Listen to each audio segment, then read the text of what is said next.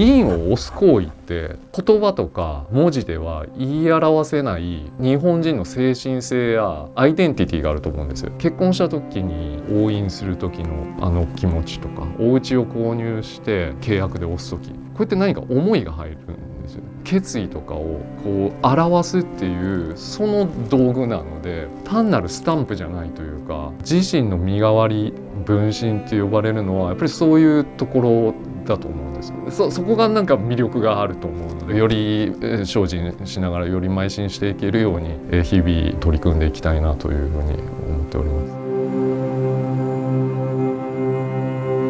まず店内で全ての作業をどこかにお願いしてとかではなくて、2人で対応していくっていうのをモットーにしてます。一級技能印象彫刻師、夫婦で持ってるのがちょっと少ないんですね。全国で今一級を持ってるのが100人前後。その資格を取るのに何年も準備して50本60本というのを掘るんですけど、1個あたりにやっぱり 7,8 時間かかるので、ものすごいちょっと労力がかかった。でもそれを取ることによって自信にもなるというか、技術力っていうのもちょっとずつ上がってきた感覚があるので。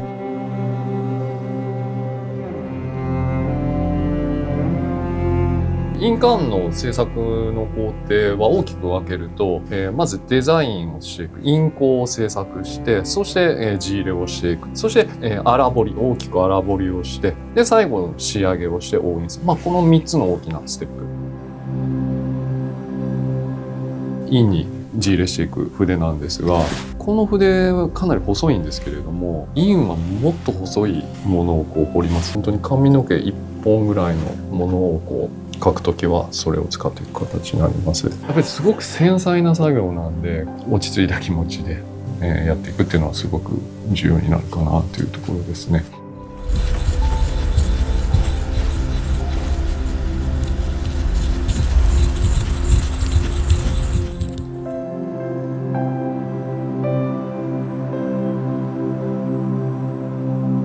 この印鑑の歴史っていうのが、漢の名の和の国音とあるように金印から始まり、そして大宝律令の天皇御事であったり、日本の中でこの印鑑の文化歴史っていうのはすごく長いんですね。でこれをしっかりと文化っていうのは継承されてきているので、後世に伝える、もしくは海外の方にも知っていただくっていうのはすごく重要だなというのを感じているところがあって。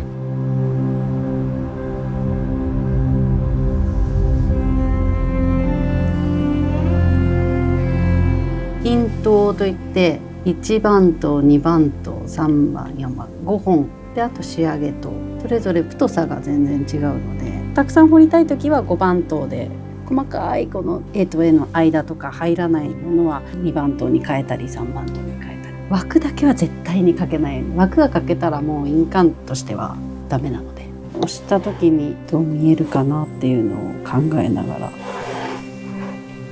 てますね。一人で作るより二人で作ってる方がより価値が高まるように、お互いでここはどうだったよ、ああだったよっていうのをそうしっかりとコミュニケーションを取りながらものを作っていくっていうのは、品質が上がるようになればというふうに思ってます。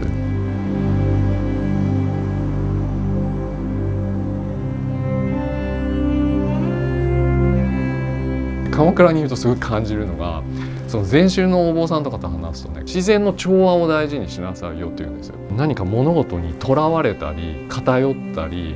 こだわったりせずに、自然の中で物事を捉えていくと。木材ですが目の模様が違って硬さが違って、印鑑のその刀を入れる時の力加減も変わってくるんですよ。それを自分の思うままで彫るんではなくて、合わせながら調和をしながら彫っていく。持ってもらった時にこう一生大切にできて、人生を共にこう歩んでいけるような、そういう印を作るようにしてるんですけれども、印を作れば作るほどよりこう技術を高めて、より本当のあるべき印を作らないとダメだなというふうに感じてます。